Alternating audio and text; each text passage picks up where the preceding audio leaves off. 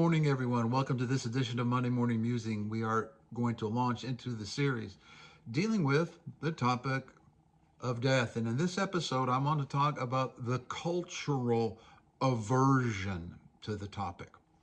We as a culture, I'm going to speak on behalf of Western, modern, American culture, for lack of a better term. Our entire posture towards human existence is death avoidance.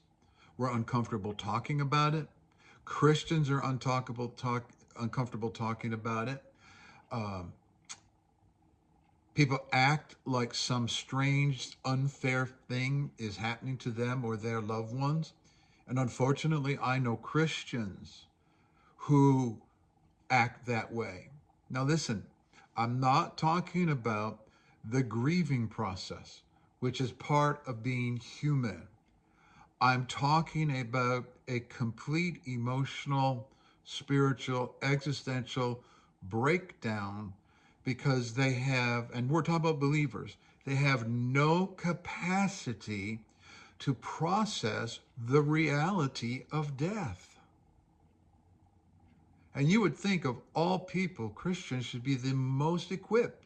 But it proves to me, the passage in Hebrews, that there is a slavery to death that has the believers totally captured, which is part of our great redemption that nobody talks about, and it's not effective and it's not working because of how Christians will meet again someday. Look at the entire practical element of the reality of the Christian message is this, Jesus' message. Except a grain of wheat fall into the ground and die, it abides alone. But if it dies, it brings forth much fruit. I would propose to you that is wound into the fabric of existence, of time, space, energy, matter, our being, not just Christian theology, not just Christian stuff, but woven into the very fabric of existence. Let's talk about our food. You know, we are so removed from our food. So let's assume that we're not all vegetarians and that there are meat eaters. You know, our meat is tidily packaged and colored to look fresh and wrapped neat, and it's remote. But nobody wants to think about the slaughterhouse. Something died so you could have that piece of meat. And that piece of meat, when it was a living creature, ate some grass. That grass had to die. Without trying to be too funny about it, the nutrients in the dirt became the grass, transformed. The grass is transformed into beef, or chicken if it's chicken seed. So the grass dies, loses its identity, it's transformed to another type of existence. That animal is slaughtered, so there is death,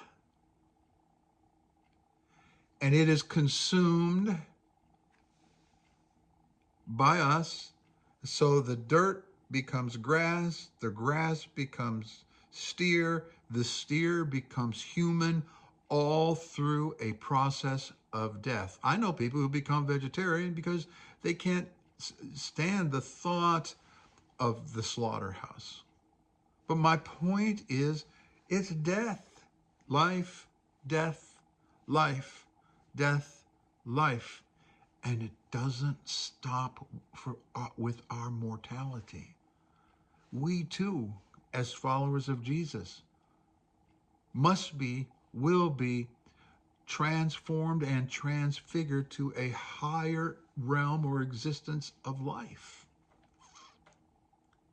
Listen, 200 years ago, or 1,000 years ago, let's put it this way, for humans to exist, or 2,000 years ago, or 5,000, or 10,000, somebody was going out and killing something.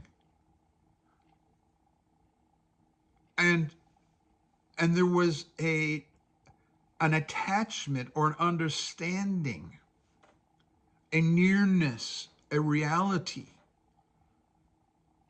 that of death, bloody death, as being part of my human existence.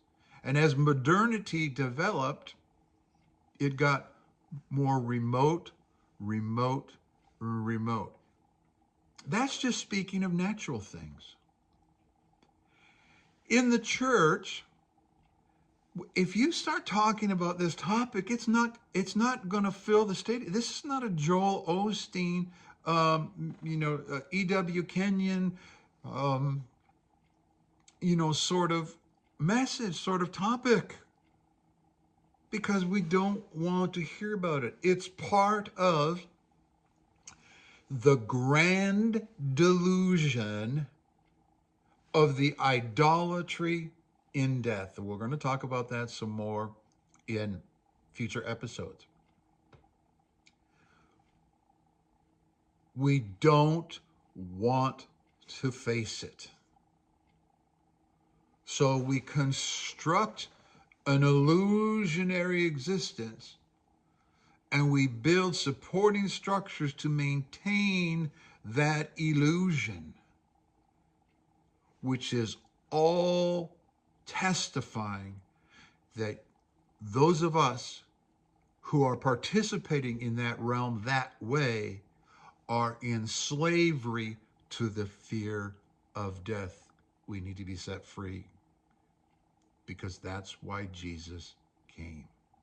So I'll talk to you some more in the next episode about some cultural things, about how we want to push the idea out of our human consciousness. And I'll see you the next time.